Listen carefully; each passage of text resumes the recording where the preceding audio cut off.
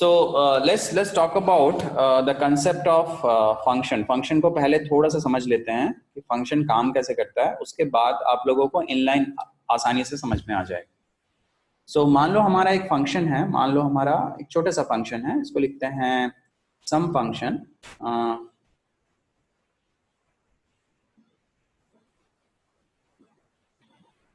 एक सम फंक्शन ले लेते हैं। सम क्या करेगा, दो इंटीजर लेगा और एक इंटीजर को रिटर्न करेगा। ठीक है, ये हो गया आपका प्रोटोटाइप। इसको हम लोग मेनली कहाँ लिखते हैं पता है आप लोगों को? इसको हम लोग मेनली मेन फंक्शन के ऊपर लिखते हैं। तो कंपाइलर को पता चलता है, क्योंकि कंपाइलर का काम कब चालू होता है, जब वो कंपाइल करता है। और मैंने बताया था कि कंपाइल कब करता है, कैसे करता है आपका compiler? First line of the program, it will start from the first line of the program to compile your program. So हम लोग वहीं पर, मतलब मेन से पहले हम लोग प्रोटोटाइप लिखते हैं। प्रोटोटाइप को बोलते हैं डिक्लेरेशन ऑफ द फंक्शन। उसके बाद हम लोग हमारा मान लो मेन है, मेन फंक्शन है, मेन फंक्शन में कुछ होगा, और मेन फंक्शन के बाहर में मान लो हम लोग इसको लिखते हैं उसका डेफिनेशन।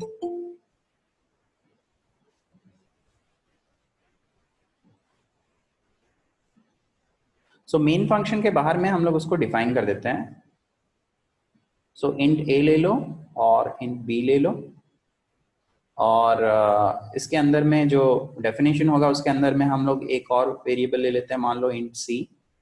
सी में हम लोग लिख लेते हैं a प्लस बी, और उसके बाद हम लोग रिटर्न कर लेते हैं, क्योंकि रिटर्न टाइप क्या है आपका, इंटीजर है, तो इंटीजर को रिटर्न कर लेंगे, रिटर्न सी।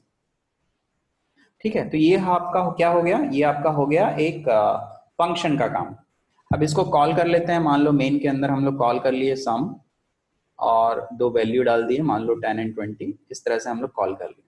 अभी होता क्या है एक्चुअली, आपका मैंने बताया था कि compilation first line of the program से चालू होगा, इस तरह से नीचे जाएगा। यहाँ पर कुछ कोड रहेंगे, यहाँ पर कुछ कोड रहेंगे, यहाँ पर आपका हैश इंक्लूड वगैरह रहेगा, और यूजिंग नेम स्पेस रहेगा, वो सब तो रहेगा। वो सब अभी हम लोग नहीं देखते, हम लोग फंक्शन के बारे में देखते हैं। जब हम फंक्शन को कॉल करते हैं, मतलब जब हम प्रोग्राम को एग्जीक्यूट करते हैं, तो मेन से एग्जीक्यूशन होता है, राइट? मेन में जाएगा, फिर उसके बाद एग्जीक्यूट करेगा, और यहाँ पर ये कोड को एग्जीक्यूट करेगा। जब ये कोड को एग्जीक्यूट करता है तो ये क्या है, this is called calling of the function.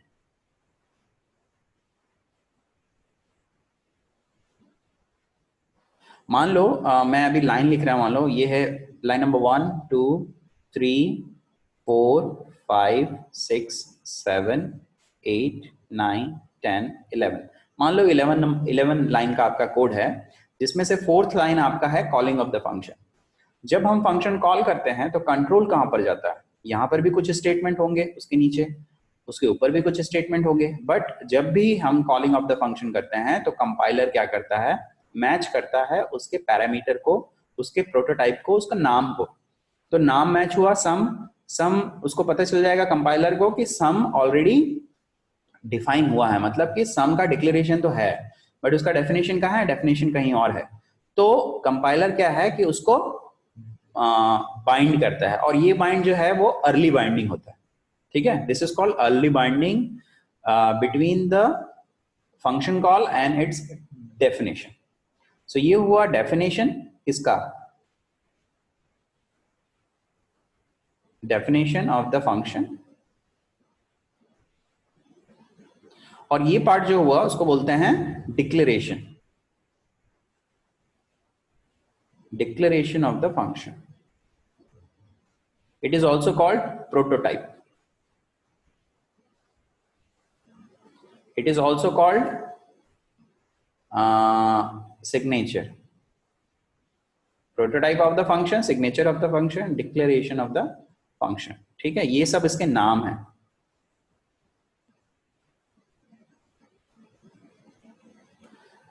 Okay, सो जब भी हम लोग एग्जीक्यूट करेंगे प्रोग्राम, तो मेन से होगा एग्जीक्यूशन, और सम को वो जब सम कोडिंग के कोड के पास आएगा तो वो पैरामीटर को मैच करते हुए एक बाइंड करेगा फंक्शन कॉल को फंक्शन के डेफिनेशन के साथ। तो इसके साथ वो बाइंड कर देगा।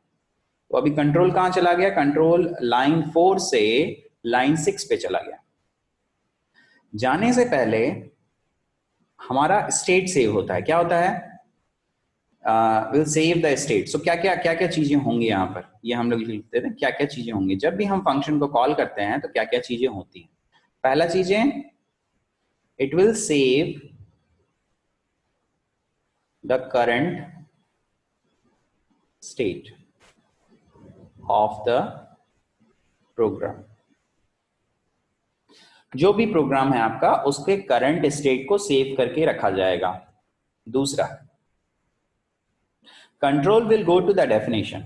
अभी यहां से क्या होगा, यहां जैसे ही कॉलिंग होगा फंक्शन का, कंपाइलर उसके स्टेट को पहले सेव करेगा कि अभी कौन से स्टेट में है, अभी लाइन नंबर 4 पे है, नेक्स्ट लाइन क्या है, लाइन नंबर 5।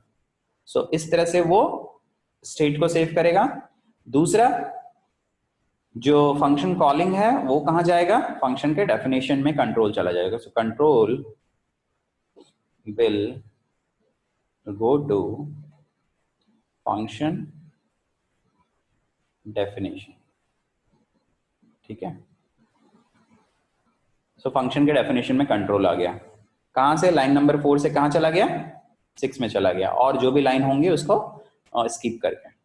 अब क्या करेगा, अब वो जो पैरामीटर दिया गया है उसको असाइन कर देगा इसके वेरिएबल से। तो ए को किससे असाइन कर दिया, ए को असाइन कर दिया 10 से, और बी को किससे असाइन कर दिया, बी को असाइन कर दिया 20 से। अभी ये सब एग्जीक्यूट होगा।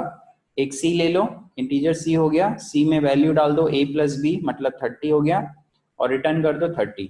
जब रिटर्न होगा तब क्या होगा, जब भी रिटर्न होगा तो क्या होगा, control will go to the function calling.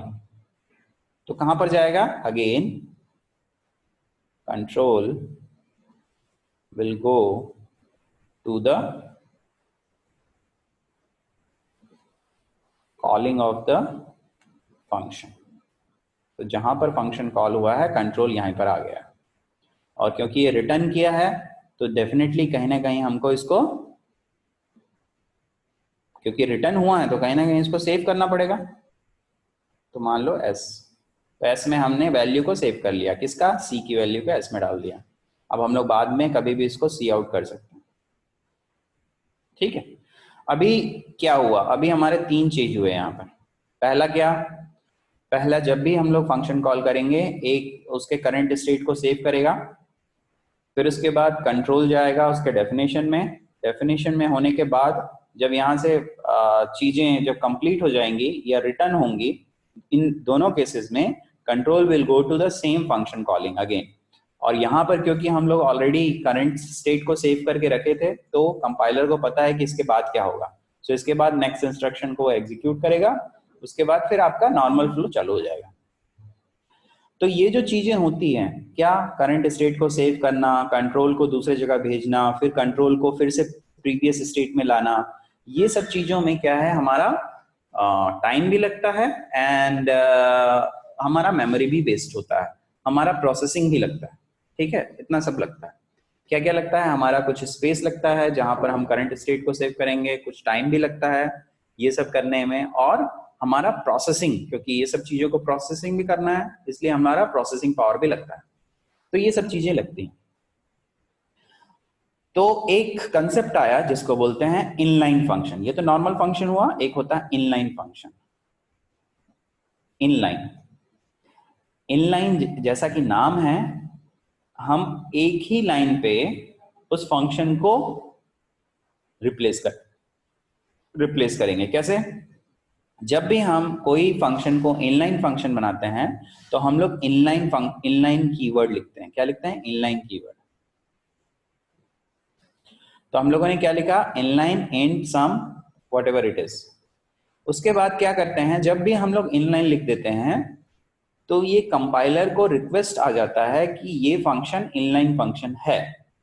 अभी इनलाइन फंक्शन होता क्या है, इनलाइन फंक्शन क्या करता है कि आपका जो फंक्शन कॉलिंग होता है उस जगह पे, इस जगह पे उस फंक्शन के डेफिनेशन को कॉपी करके पेस्ट कर देता है। मतलब कि ये जो एक लाइन दिख रहा है, इस एक लाइन के जगह पे ये जो 3 लाइन है ये यहां पर पेस्ट हो जाएंगी। और कंट्रोल को कहीं जाने की जरूरत नहीं पड़ेगी, मतलब कंट्रोल यहाँ पर सेव करने की जरूरत नहीं पड़ेगी, यहाँ से यहाँ जाने की जरूरत नहीं पड़ेगी, यहाँ से एग्जीक्यूट करने के बाद फिर से आने की जरूरत नहीं पड़ेगी। तो हम लोग क्या करेंगे, जब भी हम फंक्शन को इनलाइन फंक्शन बनाते हैं तो उसका डेफिनेशन कहाँ पर रिप्लेस हो जाता है, जहां पर वो कॉल होता है। ठीक है, अभी इससे होता क्या है, अभी इससे ये होता है कि जो आपका ये जो टाइम है, मेमोरी है, और जो प्रोसेसिंग जो हम लोग रिसोर्सेज दे रहे हैं, प्रोसेसिंग सीपीयू दे रहे हैं, वो सब नहीं होगा और हमारा जो प्रोग्राम है वो फास्टली एग्जीक्यूट होगा, क्योंकि टाइम भी कम लगा, प्रोसेसिंग पावर भी कम लगा और मेमोरी भी नहीं लगा, इसलिए आपका जो प्रोग्राम एग्जीक्यूशन है वो और जल्दी होगा, फास्ट होगा। ठीक, इसलिए हम लोग इनलाइन फंक्शन भी यूज करते हैं। सो आई थिंक कुछ कंसेप्ट क्लियर हो गया होगा आप लोगों को कि फंक्शन होता क्या है, वो कैसे काम करता है, फंक्शन को कॉल करते हैं तो वो कैसे काम करता है, और इनलाइन फंक्शन होता क्या है। ठीक है, अभी और डिटेल में देख लेते हैं कि इनलाइन फंक्शन और क्या क्या होता है और उसको क्यों यूज करते हैं, और एक्चुअली और उसके बारे में डिटेल। तो यहां पर लिखा है कि C++ inline function is powerful concept that is commonly used with classes। किसके साथ यूज होता है जनरली, ये क्लासेस के साथ होता है, इसीलिए ये C++ का कंसेप्ट है, C का कंसेप्ट नहीं है। If a function is inline, the compiler plays a copy of the code of that function at each point where the function called at compile time। जैसा मैंने बताया कि जब भी हम लोग इनलाइन फंक्शन बनाते हैं तो इनलाइन फंक्शन का जो कोड होता है वो कॉपी हो जाता है और पेस्ट कहां पर कर देते हैं हम लोग, जहां पर वो फंक्शन को हम लोग कॉल किए हैं। और ये कब करेंगे, ये हम कंपाइल टाइम पे ही कर देंगे। तो जो हमारा ऑब्जेक्ट कोड बनेगा वो उसमें एक्चुअली कोई फंक्शन नहीं रहेगा, उसमें क्या है कि फंक्शन का जो कोड है उसको हम लोग वहां पर जहां जहां पर फंक्शन का कॉल होगा वहां वहां पर पेस्ट कर देंगे। तो वो काम कंपाइलर का है। To inline a function, inline function बनाने के लिए क्या करना पड़ता है, place the keyword inline before the function name. Just before the function name we have to put the inline keyword. Define the function before any call are made to the function.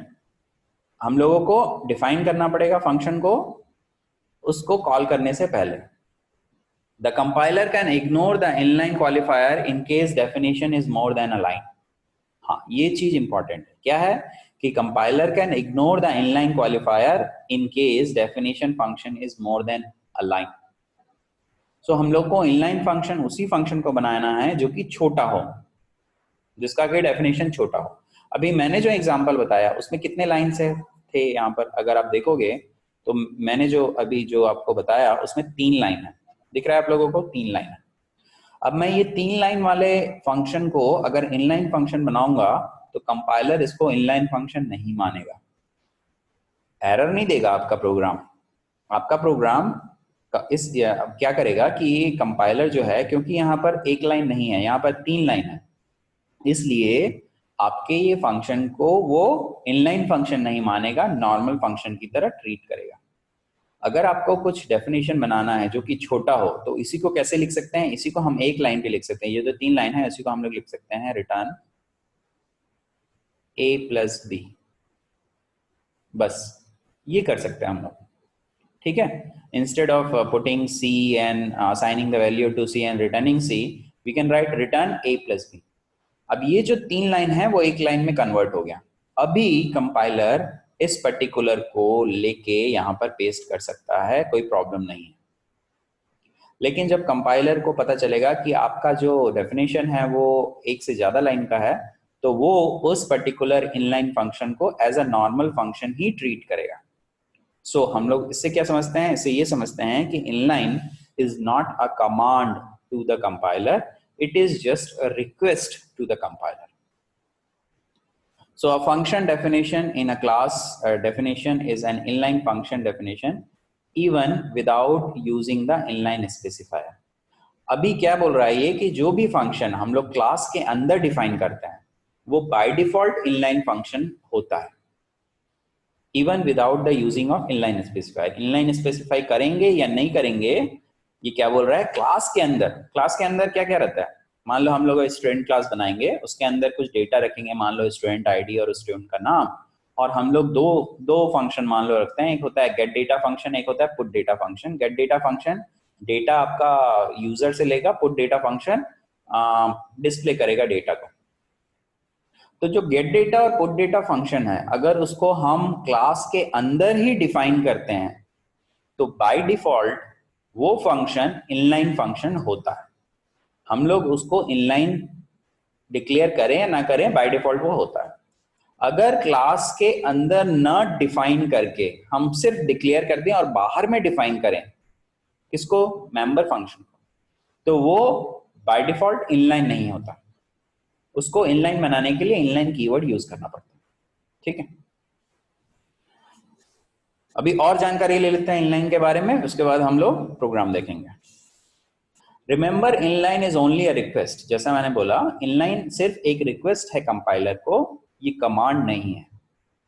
Compiler देखेगा कि जो function हम लोग inline बनाना चाहते हैं वो inline बनने के लायक है या नहीं है। तो उसके लिए क्या क्या देखेगा कंपाइलर, उसके लिए पहला चीज देखेगा कि function does not contain any loop. पहली बात, फंक्शन के अंदर लूप नहीं होना चाहिए। For loop, while loop, do while loop अगर उसको मिल गया तो कंपाइलर उसको नॉर्मल फंक्शन की तरह ही ट्रीट करेगा, इनलाइन फंक्शन नहीं मानेगा। और इनलाइन फंक्शन का क्या मतलब होता है कि फंक्शन के डेफिनेशन को हम लोग किसके अंदर कहां पर रिप्लेस करेंगे, जहां पर वो कॉल होता है। दूसरा चीज कंपाइलर देखता है if function contain static variable, अगर स्टैटिक वेरिएबल है उस केस में भी वो क्या करेगा, फंक्शन आपका इनलाइन फंक्शन नहीं होगा। अगर फंक्शन के अंदर कोई स्टैटिक वेरिएबल है उस केस में भी वो इनलाइन फंक्शन नहीं होगा। ये हो गया आपका पहला केस जिसमें इनलाइन फंक्शन नहीं होता। ये आपका दूसरा केस जिसमें इनलाइन फंक्शन नहीं होता। तीसरा केस देखो, if a function is recursive function. Recursive function पता है, फंक्शन के अंदर एक और फंक्शन यूज करना, right, that is called recursion. अगर आपके फंक्शन के अंदर और एक फंक्शन कॉल हुआ है, मतलब उसी फंक्शन को फिर से कॉल किया गया है, तो उस इनलाइन फंक्शन को वो कंपाइलर इनलाइन फंक्शन नहीं मानेगा, नॉर्मल फंक्शन ट्रीट करेगा। If a function return type is another other than void, the return statement does not exist in function body. If a function return type is other than void and the return statement does not exist in function body, क्या बोल रहा है कि अगर आपका return type other than void रहा और आपने रिटर्न स्टेटमेंट यूज नहीं किया हुआ है, उस केस में भी इनलाइन फंक्शन आपका नहीं होगा। If a function contain switch और गो टू स्टेटमेंट, स्विच पता है आप लोगों को, गो टू स्टेटमेंट भी पता होगा, अगर स्विच और गो टू स्टेटमेंट है तो भी वो इनलाइन फंक्शन नहीं बनेगा। तो ये सब सर्कमस्टेंसेस है। और एक सर्कमस्टेंसेस आप लिख लो कि it should not be more than one line, should not be more than one line definition। क्या बोला मैंने कि जो डेफिनेशन है, फंक्शन का जो डेफिनेशन है वो एक लाइन से ज्यादा नहीं होना चाहिए, right. So all these are the condition. अगर ऐसा कुछ कोई भी एक मिल गया तो कंपाइलर उसको इनलाइन नहीं मानेगा और as a normal function treat करेगा। आप लोगों को कोई एरर भी नहीं आएगा इसमें। चलो तो एक प्रोग्राम देख लेते हैं इनलाइन फंक्शन बनाने का के लिए एक प्रोग्राम देख लेते हैं कि how will make the inline function. तो ये हमारा एक प्रोग्राम है। इस प्रोग्राम में अगर आप देखेंगे तो ये दो लाइन तो सेम ही रहेगा। उसके बाद एक फंक्शन है मैक्स फंक्शन, ठीक है। मैक्स फंक्शन के अंदर दो वेरिएबल है एक्स और वाई। इसमें फाइंड आउट करना है कि x बड़ा है या y बड़ा है। हम लोग जब एंटर करेंगे x की वैल्यू और y की वैल्यू एंटर करेंगे तो ये फंक्शन आपको बताएगा कौन सा जो इंटीजर है वो बड़ा है। तो उसके लिए एक लाइन का कोड हमने लिखा है। हमने लिखा है रिटर्न उसके बाद हमने एक कंडीशनल स्टेटमेंट डाला है x ग्रेटर देन y, अगर है देन क्वेश्चन मार्क x जाएगा, अदरवाइज y जाएगा। ठीक है, ये एक लाइन में हमने लिख लिया। कैसे? x is greater than y, if x is greater than y मतलब x बड़ा है y से तो x रिटर्न होगा, अगर नहीं है मतलब y बड़ा है तो y रिटर्न होगा। तो हमको दोनों में से एक मैक्सिमम मिल जाएगा। इसको हमने बना लिया इनलाइन। दिख रहा है आप लोगों को सभी को? इनलाइन बना लिया। अभी इसमें दिखेगा तो नहीं कि यहाँ पर ये सब चीजें यहाँ पर पेस्ट हो गई हैं, किसके जगह में? इसके जगह में, क्योंकि ये कॉल हुआ, right? These are the calling of the function.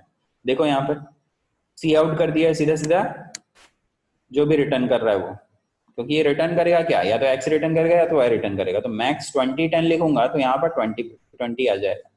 Max 10 200 लिखूंगा तो 200 आएगा डेफिनेटली। मैक्स 100 एंड 1010 लिखूंगा तो 1010 प्रिंट होगा, राइट? सो यहाँ पर ये एक सिंपल प्रोग्राम है जो कि आपका इनलाइन फंक्शन को बताता है। हम इसको रन करते हैं तो आपका आउटपुट जो है वो बताएगा कि इनमें से कौन सा बड़ा है। तो आप देखिए पहला मैक्स प्रिंट करता है। ओके, यहाँ पर 3 मैक्स होने चाहिए, राइट? किस तरह से आउटपुट दे रहा है?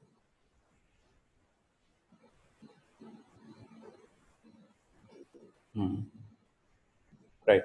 सो पहला मैक्स में मैक्सिमम 20 है, दूसरे में 200 मैक्सिमम है और तीसरे में 1010 मैक्सिमम है, राइट? सो हम लोगों ने 3 बार इस फंक्शन को कॉल किया। तीनों बार कंपाइलर, क्योंकि एक लाइन का कोड है जिसमें कोई ज्यादा झंझट भी नहीं है, तो ये इनलाइन बन जाएगा। तो कॉलिंग के जगह में उसके डेफिनेशन को पेस्ट कर दिया जाएगा। डेफिनेशन क्या है? ये उसको यहाँ पर पेस्ट कर दिया जाएगा और जो वैल्यू आएगा वो आपका आउटपुट दिख रहा है, राइट? सो ये काम है कंपाइलर का, हमारा इसमें कोई काम का नहीं है। हम अगर चाहें तो कोई भी फंक्शन को इनलाइन फंक्शन बना सकते हैं। दूसरा देखते हैं, ये तो नॉर्मल हो गया, राइट? अगर हमारे पास क्लासेस हैं तो क्लास के लिए क्या करेंगे, तो उसका भी देख लेते हैं। क्लास के लिए क्या कर सकते हैं? सो एक क्लास ले लेते हैं।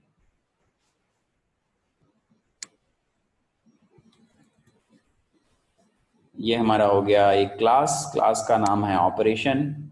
हम लोगों ने क्या करना है ऑपरेशन में? तो यहाँ पर बहुत सारे डेटा मेंबर्स हैं, A B add sum multiply, right? और DIV डिवीजन। उसके बाद क्या किया गया है?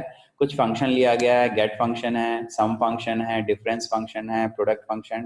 सो कुल मिला के अर्थमेटिक ऑपरेशन का एक प्रोग्राम है जिसमें सभी प्रकार के अर्थमेटिक ऑपरेशन किए गए हैं, addition, subtraction, multiplication and division.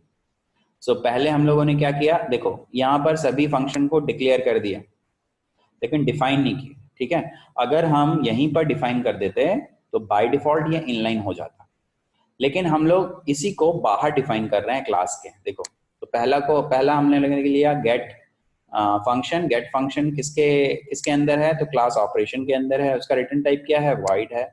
और वो कौन से टाइप का फंक्शन है? इनलाइन टाइप का फंक्शन। उसके अंदर इसको डिफाइन कर दिया। इसमें क्या कर रहा है? यूजर से ए और बी वो ले रहा है, ए और बी की वैल्यू को वो ले रहा है। दूसरा है सम फंक्शन। सम फंक्शन क्या कर रहा है? दो वैल्यू को ऐड कर रहा है और सी आउट कर रहा है, ठीक है? तीसरा फंक्शन क्या कर रहा है? दो वैल्यू को डिवाइड सॉरी माइनस कर रहा है, डिफरेंस निकाल रहा है दोनों का और आउटपुट कर रहा है। तीसरा है प्रोडक्ट। ये क्या कर रहा है? दोनों को मल्टीप्लाई कर रहा है और उसको आउटपुट कर रहा है। डिवीजन। डिवीजन क्या कर रहा है? दोनों को डिवाइड कर रहा है और उसको आउटपुट कर रहा है, ठीक है? फिर हमने क्या किया? एक ऑब्जेक्ट बनाया एस। एस के थ्रू हमने एक एक करके फंक्शन को कॉल किया। पहले हमने कॉल किया गेट फंक्शन, जिससे कि यूजर से हम लोग दो वैल्यू डाल देंगे। फिर हुआ सम फंक्शन, इसमें ये दो वैल्यू को ऐड करेगा। डिफरेंस फंक्शन ये दो वैल्यू को माइनस करेगा। प्रोडक्ट फंक्शन ये दो वैल्यू को मल्टीप्लाई करेगा और डिवीजन फंक्शन ये दो वैल्यू को डिवाइड करेगा, ठीक? अभी सभी को बना दिया हमने इनलाइन। यहाँ पर जब हम लोग बाहर डिफाइन करते हैं तो आपको एक्सप्लिसिटली लिखना पड़ेगा इनलाइन। अगर इसी को हम लोग इनसाइड लिखते हैं, मान लो हम लोग गेट जो फंक्शन है, गेट फंक्शन है, इसको हम लोग मान लो यहां पर लिख रहे हैं, तो लिख सकते हैं, राइट?